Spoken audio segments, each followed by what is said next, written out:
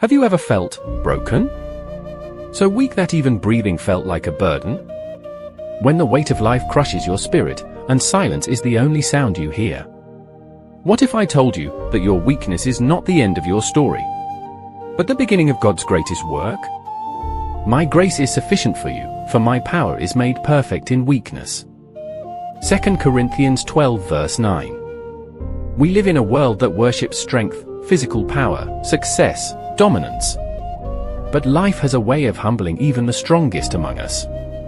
A broken heart, a lost job, an unexpected illness, a failure so loud it drowns your identity. And in those moments, the world may look at you and see defeat. But heaven sees a vessel, ready to be filled with a power not your own. In 2 Corinthians 12 verse 9, Paul writes, "But he said to me, my grace is sufficient for you, for my power is made perfect in weakness."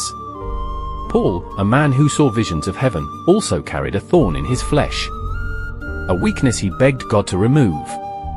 And yet, God didn't take it away. Instead, he gave Paul something better.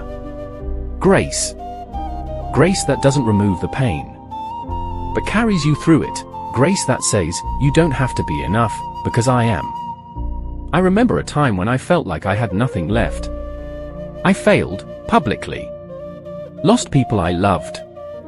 Cried until there were no more tears. And I asked, God, where are you? But in the silence, he whispered, my grace is sufficient. You see, the world says strength comes from pushing harder. But in God's kingdom, strength comes from surrender. When you let go of pride, of control, of trying to do it all yourself, that's when God steps in.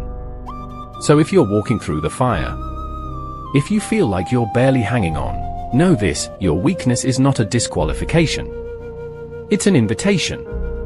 An invitation for God to show His power through you. Let His grace carry you. Let His strength fill you.